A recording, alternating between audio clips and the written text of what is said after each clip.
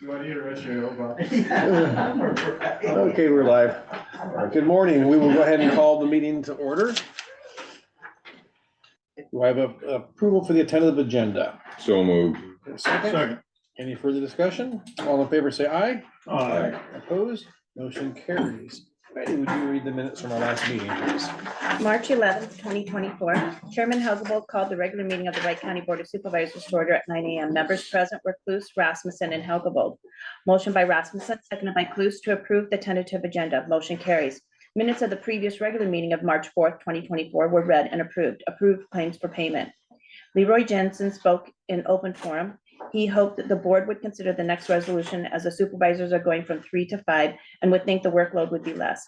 Jensen also asked about the 2nd Street Southwest in Clarion going south of Casey's when it will get paved.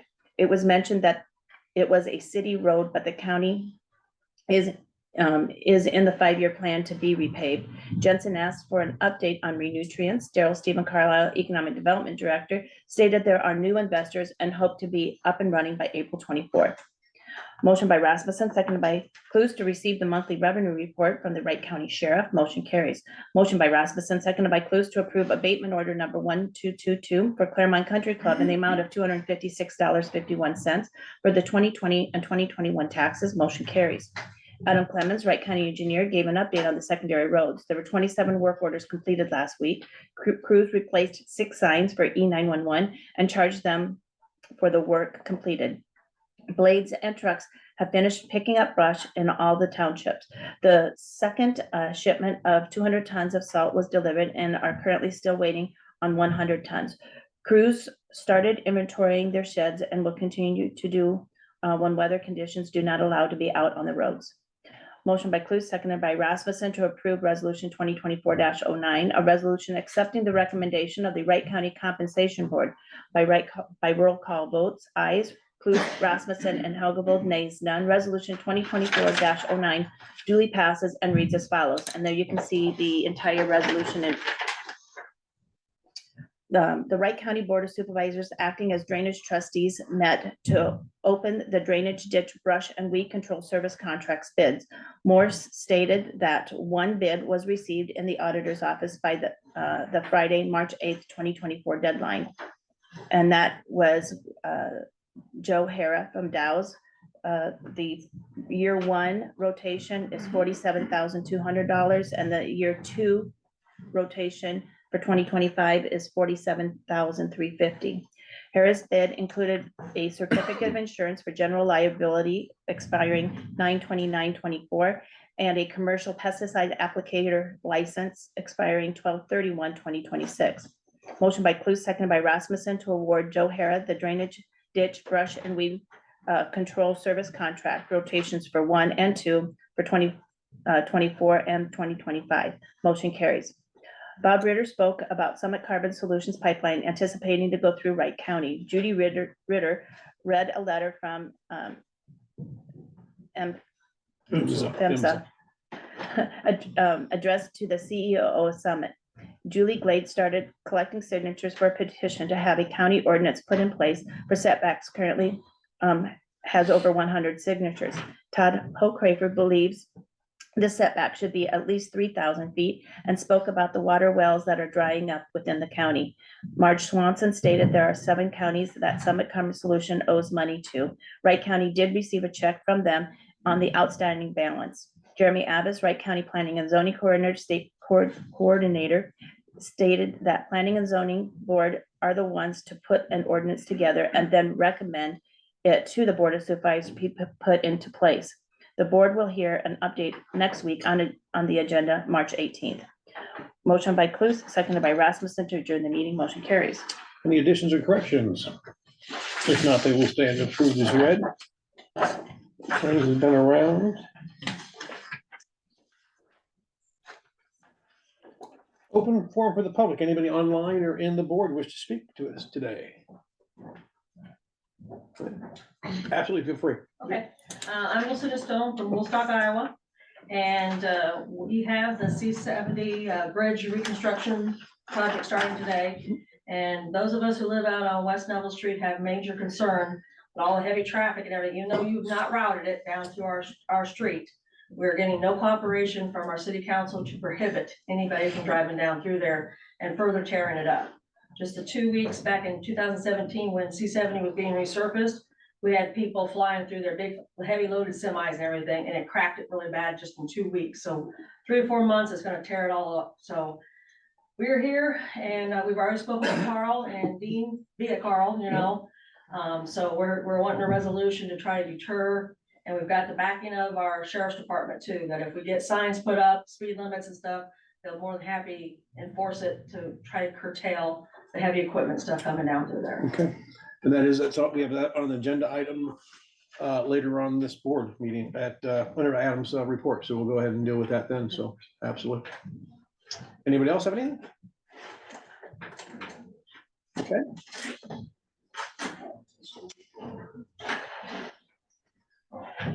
Okay, let's see, I'm gonna skip down, we have your update at 9:15. I think I'll hold that for number 7. Hey, Adam, let's go ahead and do your report now. Okay, I'll get it back. First item is the update. They inventoried last week, removed their winter equipment, and then started blading with our blades, full miles. Getting out there and doing that, and then we're also doing some shoulder reclaiming. Trucks inventoried and remove their winter equipment, and then they were hauling dirt also last week. We finished 9 work orders, a little bit slow because we had some rain on Wednesday, Thursday, correct? And then I also wanted to give you an update on the back, the last paper of this. Myself in the office and Nate and Jake applied for a $10,000 sign replacement program to the state of Iowa. For all the signs that we replaced last year, they will reimburse us for this grant. So we received $10,000 from the state of Iowa Good, through the DOT for the sign replacement program. So they'll give that to us after July 1. So we'll keep trying to do that. They said they had, I want to say 50 or 60 applicants at 12:06 a.m. the day of it was being applied for. So it filled up by 9 o'clock in the morning. Were those all replaced due to reflectivity or? Yes. Some of- Yep. Some were just Also, getting knocked down and whatnot, but yeah, does it cover all of those? it does cover. Well, it doesn't cover all of it. Okay. I mean, we put into 10 grand, over the 10 grand just to make sure we could get up to 10 grand. What I meant was it would cover, if a sign is knocked down, it would cover replacing it with a steel post versus the wood. Okay.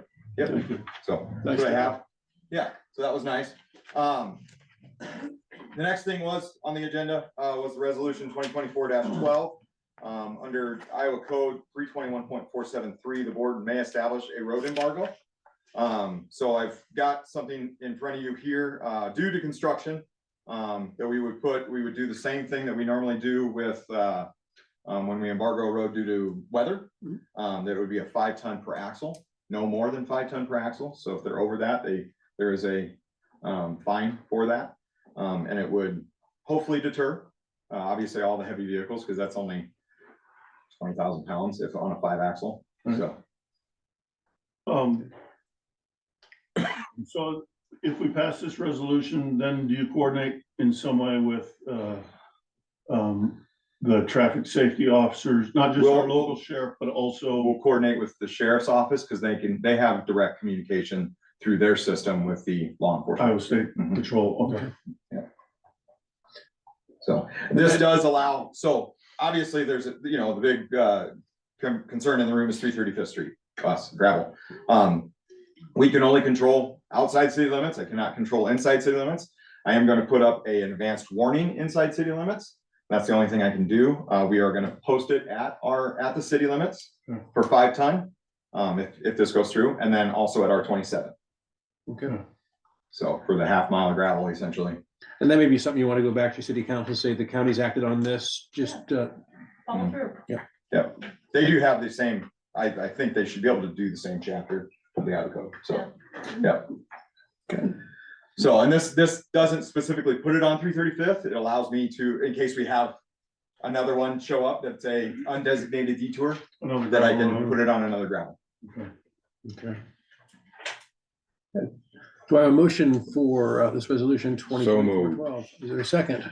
My concern when you say it's not specific to that road, then what is this an embargo of every road in No, Wright County No, for 5? it says wherever the county engineer deems it necessary. Okay, so this I know- allows you to sign it. Yes, this Okay. allows me to take action without waiting a week to get Gotcha. you to do another resolution. Gotcha. Okay, Okay. because it takes 2 days to get one call. Well, I could get it in. If we had another one show up today, I could get a one call in and have it done on Wednesday. I would second the motion on resolution 2024-12. So any further discussion? Dean, how do you vote? Aye. Rick? Aye. Chair votes aye, motion carries. Okay, this doesn't mean they're not gonna try to use the road, I know, but and- at and least that's you what have, he's you have a got. recourse now when they use it. Right, and the sheriff department assured me, if you can get the supervisors, to get signs up, trust me, we come and ticket a couple semis, those are hefty fines. Word will get around, the farmers will stop coming through, the prestige foods will stop coming through. That's our only concern. Okay, Yeah, the signs, I had the guys put a one call in on Friday, so it might not be cleared today because it's business days, so they might be up tomorrow morning. Thank you. Thank you. That's all I have. okay, we're pretty close to 9:15. We did, at ISAC, we did have our attorney there and we kind of had him kind of chat with us a little while, and Dean, I'll let you go ahead and offset the update of what he's been thinking and his ideas. Mainly the discussion was, we met with him on Wednesday evening, and mainly the discussion was the discussion that we had last Monday, and putting a zoning ordinance with setback distances concerning hazardous liquid pipelines. And again, the great question was, what is that distance that you should use? And of course, looking at, from a lawyer's standpoint, how do I defend the use of that distance in court if it is brought to the court's attention? I had discussed that it had been brought up to use 3,000 feet. It was recommended to me, and I have since passed that information on to the planning and zoning coordinator, that we look at navigators testimony in their case and their dispersion modeling distances, and their expert testimony that was used in the IUB hearings. And that distance, I think, will be something less than 3,000 feet. The information that I've looked at since being given that was in that testimony, it talks about hazardous level 1, 2, 3, and 4.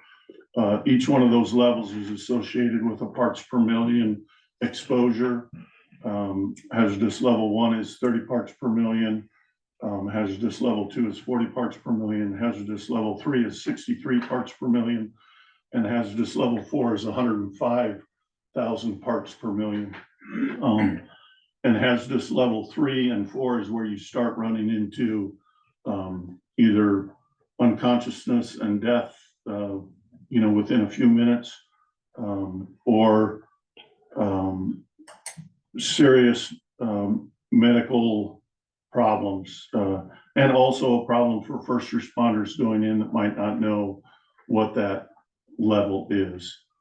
So that information has been passed on to our planning and zoning coordinator. When we get done with this, he's going to give us an update from his board meeting. I assume that most of you were present at that board meeting. The other update that happened, and I'm sure that most of you are aware, was on Thursday, there was a flurry of filings done that initially started with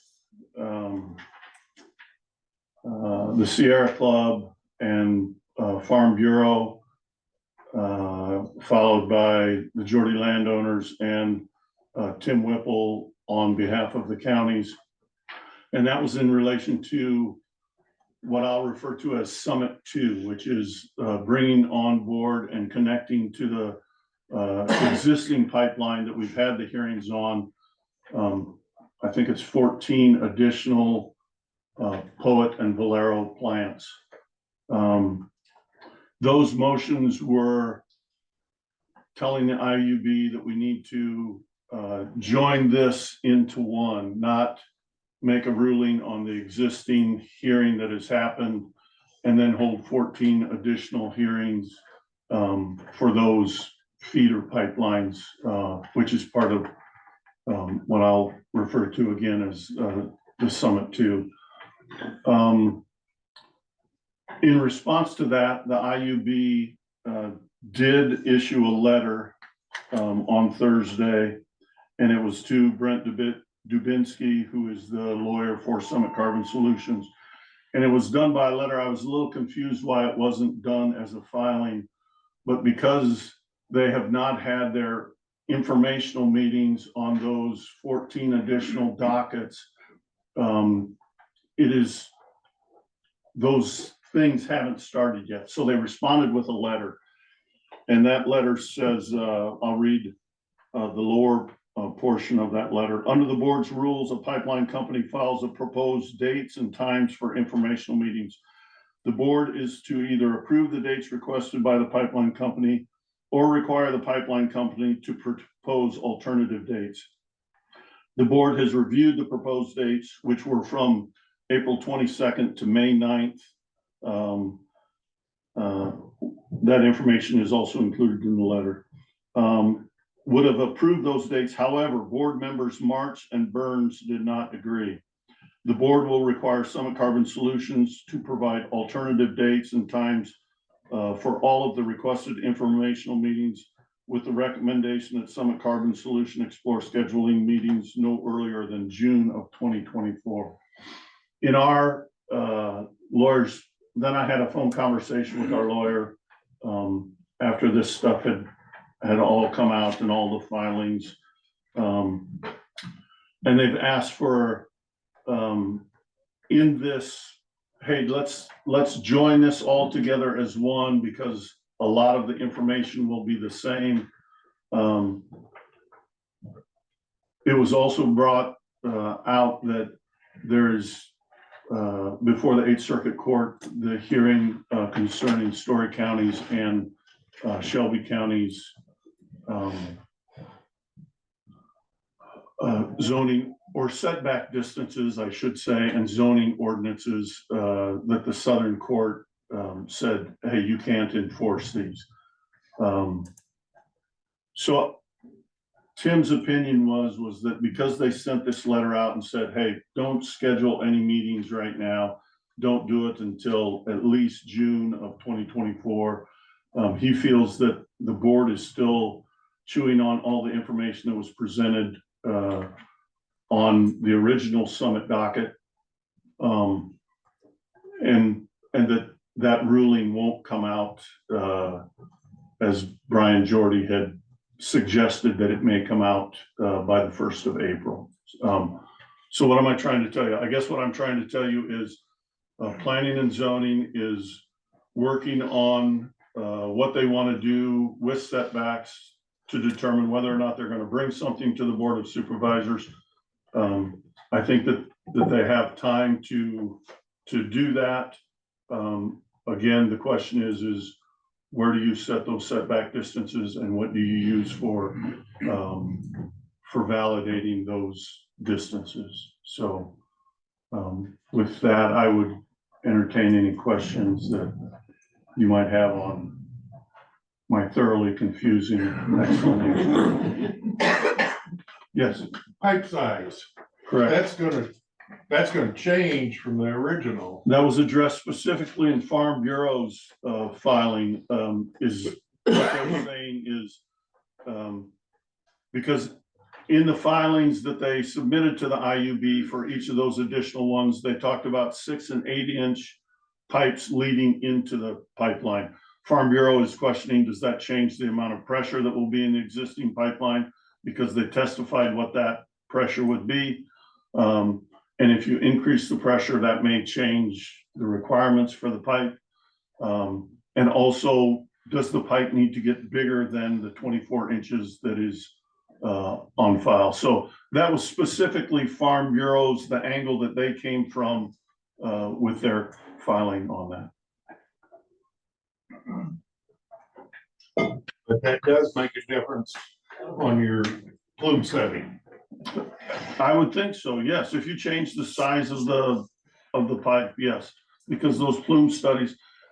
And I will also add that the plume study that Navigator, that was used in the Navigator testimony, and that Mr. Abrams testified to, that was not computational fluid dynamics that they used, which is the best and the greatest plume modeling that you can do. It was not CFD modeling, but it's the best information that we have right now. Yes, Todd. I read a snippet. I don't know all the information, but I know there was a lot of stir about removal of the local control for ordinances as far as being overruled. And Are you talking specifically about Senate File 411? yes, Okay. I am. Over the weekend, it seemed to be like they had taken They changed the they language changed in the that language out of specific. it to retain the control at the local level. That's correct. So, It's dead. yeah, It's dead. Yes. so of course, Charlie rewrote it, and the lobbyist that works for him works for Valero, so you know where that's coming from. Right. so obviously that's going to influence things as well. Well, they would attempt to influence things. Yes. Yes, Right. yes, absolutely. This is a real, that's, Yeah, there was we had a lot of discussion about that also. yeah. I just- Not only concerning the pipeline, but all of the supervisors, and ISAC, has been working against it also. Mhm. So, I'll have to read some more of the easements that have been filed, but a lot of the easements that people have signed have said not to exceed 16 inches.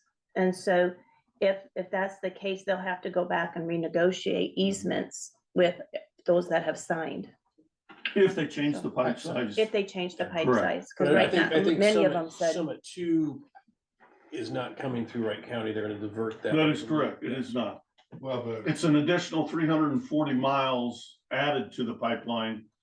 And they're termed as feeder lines joining into the main line.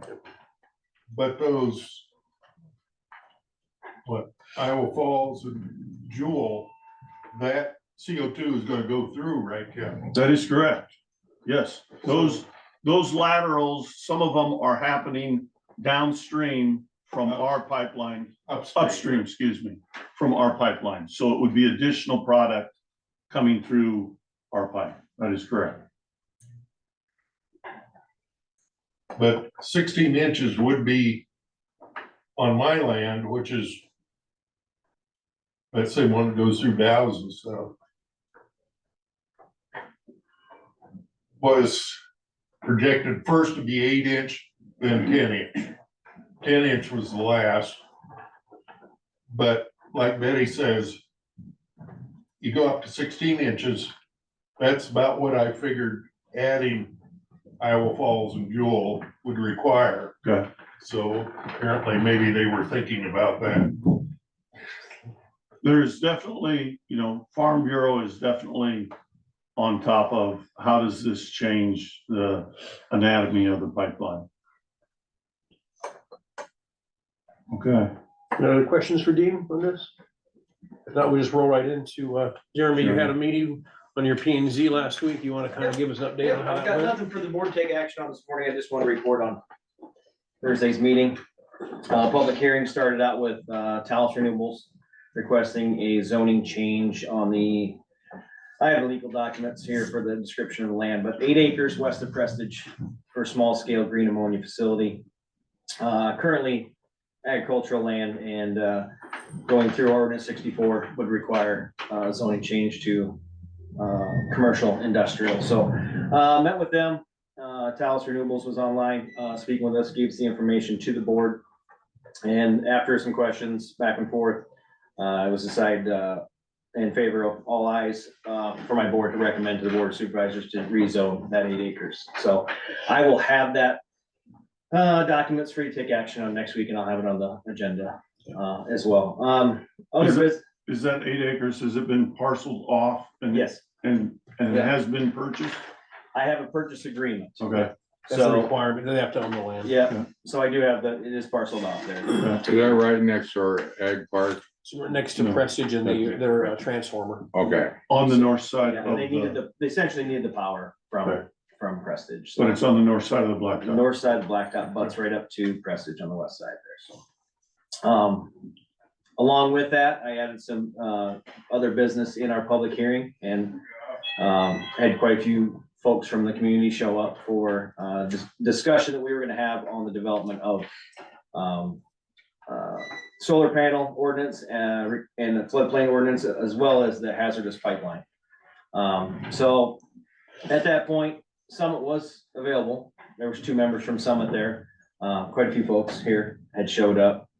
And, I thought fairly productive back and forth questions asked, concerns, questions asked to Summit. Summit asked or answered, some of their questions. And then we got to discuss on what this board really wants to do. And, they've actually directed me to recover some more information for them before they set the next public hearing to decide, to take action on what they want to do with the ordinance. So I do have 1 member that will be back, first part of April, so they would like to meet the first part of April to make a decision or discuss this further. So, a lot of the information was, checking with our attorney, checking with other counties and their setbacks. And then again, the information that you pass on to us today, Dean, would be useful, and then deciding that, so. Look for announcement for a public hearing. I'd really like to shoot for April. I'm shooting for April 11th. But again, that's the board's decision on when they want to meet, so. For them to meet April 11th, I would have to get announcements in the paper March 28th, so. Okay. Other than that, I thought it was a pretty good ability to, some of the folks express their opinions directly to Summit. I'm glad Summit showed up. Yeah, And your other member returns when? be coming up first part of April, like the first week. Good. Okay. And my board wants him to be present for further discussion, so that was their request. Any chance that you can move it up from the 11th or, There is, okay, there is. As soon as they get information I'm gathering from the board and get that to them, the sooner we can decide to go. Okay, you keep us up to speed on that? Yeah, will do, so. Then again, I'll have that for you guys next week for action, recommendation for rezoning. okay. And then update on if they scheduled their meeting yet. Yep. You can let us know. That's all I got. Thank Thank you. you. Appreciate it. question on Yeah. that ammonia. Yeah. Where do they get their water? They'll drill a well. Okay, so they're gonna suck them out of the aquifer. Yeah. And that was, I think they answered that question when you were there Yeah, but Thursday night. well. They said. The amount of gallons he would use. 1,000 gallons for. What was it? And I'd have to go back and look at my notes on exactly how many Yeah, gallons, that's- but it was minimal because that was one of they offered that information right away, so. Yeah, but they're, They're gonna produce 20 tons per day max. So it's 1 semi-load per day. It's not a real big operation. No, it's very small scale. No, so. compared to the Coke plant's got, their wells are into the Jordan, which is where Prestige is. They're 1,300 to 1,400 tons per day Yeah. for production. Yep. Very small scale. Today, was there any discussion of expansion, Jeremy? This was the largest they would go. So when I asked for the zoning request, or when they asked for the zoning request, and we talked about the parcel, I says, they're really only gonna be on about 6 acres. But we had them go a little bit bigger, just in case they did something, and they said the two part facility is the biggest they would go, which is what we agreed on, so. Yeah, it's a 2-phase project. The first phase will be initial about 3 acres, and then the second phase is the additional 3 acres. Any old business, new business, or update on meetings, gentlemen? Obviously, last week, Wednesday, Thursday, Friday down at ISAC. I thought it was a good opportunity to get to have lunch with Mark Thompson, That was really good. and discuss the bills that are ongoing, and the workload and the frustration, particularly on the House side with the inability for the Senate to get anything done at all. It's frustrating from our level. And I think that Mark is well aware of the frustration at the constituent level with their inability to get things done. Nothing's moving out of the Senate. I mean, Yeah. what was the difference in bills? It You was have just- You have a Republican-controlled House, Senate, and governor, and we can't get things done. So, Was over 200 passed in the House and 40 Yeah. in the it's just- Senate. Everything goes across, just stops.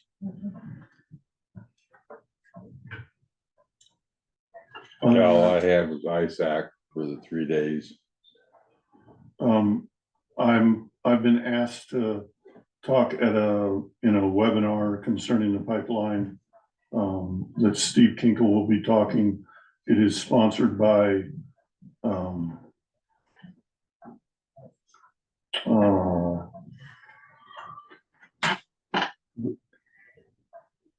is it the Birch? Is it, I can't say the name of but it's a conservative group. John Birch Society. John Birch Society, thank you. On Wednesday, and I said that I would, he wanted me, I've worked extensively with him, and with, our lawyer concerning, the litigation against Shelby County, and also Story County and several in the northern, district. But he asked me to be available if there were questions concerning drainage, and so I plan to participate in that. I have an EMS meeting tonight on the hospital at 5. Tomorrow, CICS advisory meeting at 1:30. We have landfill on Wednesday. Then we have meetings with companies looking at the industrial park all day on Thursday. So it's quite a full week. I believe we have public health tomorrow morning. Public health meeting 7 a.m. 7 a.m. tomorrow morning. So pretty full week. Hearing nothing else, I would, Entertain a motion to adjourn. adjourn. Second. All in favor? Aye. Aye, we're adjourned.